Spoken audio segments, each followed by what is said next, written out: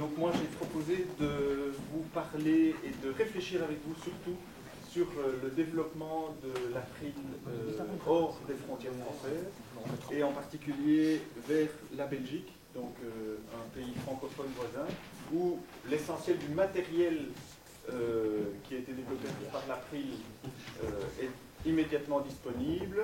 Et puis une extension suivante, ce sera d'avoir un pied-à-terre à Bruxelles ou une extension vers un accès en tout cas aux institutions européennes. Donc voilà, je voulais, les idées que j'ai envie de développer sont celles qui sont les bases de l'April, c'est-à-dire développer un message politique et éthique autour du logiciel libre. Et je voulais réfléchir avec vous sur les points de priorité. Il y en a un que j'ai évoqué hier, qui est les élections prochaines. Donc déjà faire un site candidat.be. Donc ça, je l'ai déjà évoqué avec certaines personnes clés, notamment Benjamin Drieux. Tu parles d'élections donc en Belgique. En Belgique, en plus les européennes. Donc en 2009, il y a des élections régionales. Donc la Belgique a une structure fédérale un peu compliquée qui tient à son bilinguisme. Et il y a des élections au niveau régional et communautaire. Donc c'est un niveau de pouvoir qui est assez important en Belgique. Et il y a effectivement en plus les élections européennes. Et donc un certain nombre d'élus sont déjà dans les starting blocks, bien que les mêmes élus, ou une grande proportion des mêmes élus, aient déjà participé aux élections fédérales en juin dernier. Je sais qu'il y a une sensibilité à propos de l'idée de faire candidat.be. Je l'avais proposé au mois de février à différentes personnes en Belgique.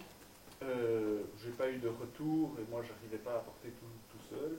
J'ai eu un écho de ce que j'avais lancé de quelques personnes qui me sont dit c'est intéressant, mais 15 jours avant les élections, et là je leur ai dit ben voilà, c'est une très bonne idée de revenir vers moi, faites tout ce que vous voulez, ou presque, mais moi je trouve que 15 jours avant les élections, ça n'a pas de sens, quoi. Moi je ne vais pas me baigner 15 jours avant les élections pour aller voir les députés, leur faire signer un pacte de logiciel. C'est bien s'y prendre maintenant, parce que je crois que candidat.fr, ils n'avaient rien programmé le 1er juin, ils ont fait le premier jet des scripts PHP en un week-end, et il y avait un problème de pression du temps, c'est-à-dire qu'il y avait trop peu de temps pour communiquer, rassembler, recenser, signaler, et puis relancer d'une part les volontaires, d'autre part les candidats. Il y a des candidats qui m'ont dit par mail, c'est nous, c'est la dernière minute de la dernière heure du dernier jour, je ne suis pas foutre que ça, il fallait m'y prendre plus tôt. Bon, c'est des gens que j'ai contactés parce que personne dans la circonscription, qui n'était pas la mienne, les avait approchés avant. Donc s'y prendre un an à l'avance, c'est pas mal. Après, même s'il ne faut pas se leurrer, je pense que le pic d'activité sera proche de l'élection, parce que les gens aussi, oui. C'est un système qui est basé sur une communauté et qui va être mobilisable seulement pendant que l'actualité parle de ces élections-là. Tout à fait, mais ce qu'il y a, c'est qu'il y aura du matériel. Le truc, c'est que pour le moment, il n'y a pas de matériel, il n'y a pas, je veux dire, les questions, il fallait les rédiger. Le pacte, il faut l'avoir rédigé. Les questions qu'on peut poser aux candidats, il faut les avoir rédigées. Et la question, c'était, on se met à rédiger ce genre de matériel 15 jours avant. Non, mais vous savez combien d'activistes vous avez en Belgique et si vous en avez pour le moment, sur cette question-là, tu en as un. Non, mais susceptibles d'intervenir, combien de gens dans les groupes? Alors, ceux qui sont... Donc, il y avait l'AEL pour ceux qui ont connu, hein, d'accord, Association électronique libre, qui était un peu le pendant belge de l'April, belge francophone. Malheureusement, il a, comme je l'ai dit à certains, il a un peu fondu comme neige au soleil, les gens ayant... Donc, c'était un tout petit groupe.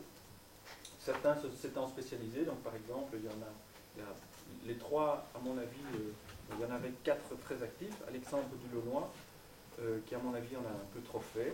Il y a Benjamin Henrion, qu'un certain nombre d'entre vous, qui s'est spécialisé dans l'aspect brevet logiciel et qui a rejoint l'équipe des permanents de la FFI, et qui maintenant passe l'essentiel de son temps à propos de la standardisation du format Microsoft.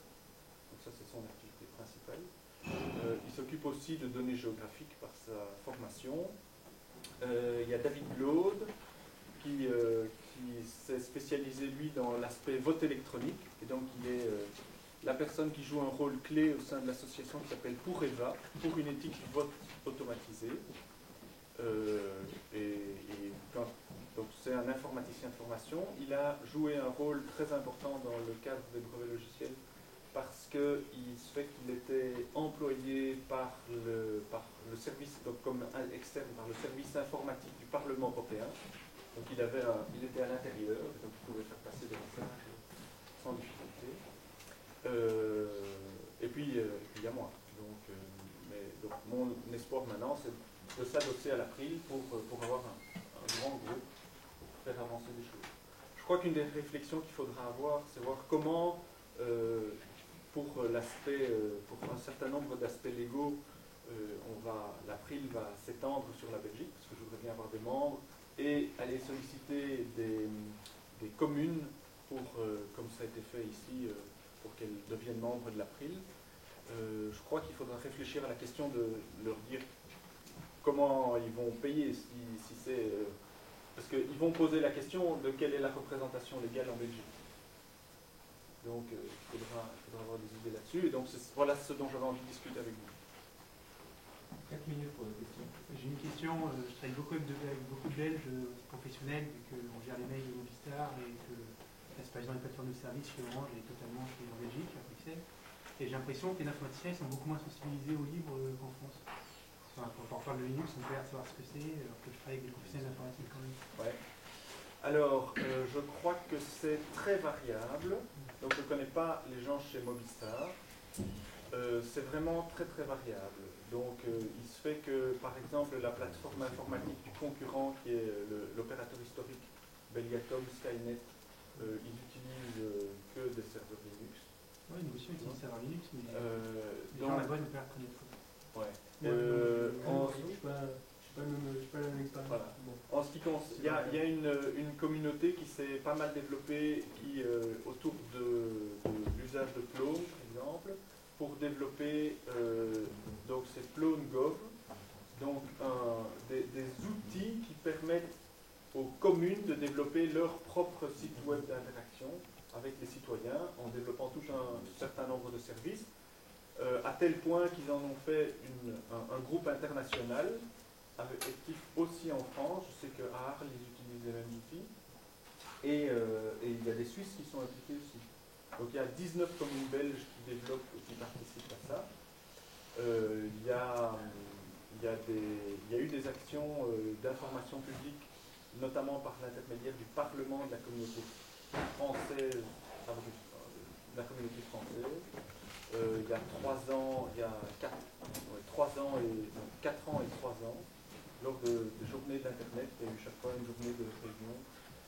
Mais ça, c'est pour les administrations. Dans les sociétés, oui, ça se Je me développe. demande si au niveau scolaire, il n'y a pas plus de propriétaires qu'en France. Enfin, il y a des ingénieurs débutants essentiellement, mais ça a l'air beaucoup moins sensibilisé à ça. Au niveau scolaire, je crois que c'est pour le moment moins le cas. J'ai parlé hier d'une chose qui s'est fait en région de Bruxelles-Capitale. Donc en région de Bruxelles-Capitale, j'ai été assez actif parce que j'ai été employé par le centre informatique de la région de Bruxelles-Capitale. J'étais un peu vu par certains comme l'emmerdeur de service. Mais un des résultats, je suis loin d'être le seul responsable, c'est que les cabinets ministériels bruxellois aujourd'hui utilisent OpenOffice. Le centre informatique de la région de Bruxelles-Capitale utilise OpenOffice. Tous les serveurs de fichiers tournent, presque tous les serveurs de fichiers à ma connaissance tournent sur Samba. Ils contribuent au projet OpenOffice par leur documentation. Et donc, une des décisions très récentes dans laquelle je ne suis pas du tout impliqué, mais que j'ai apprise avec plaisir, c'est que la région bruxelloise va, dans un deuxième plan d'informatisation des écoles, mettre 8 ordinateurs à disposition des écoles. Donc, chaque école reçoit 8 ordinateurs.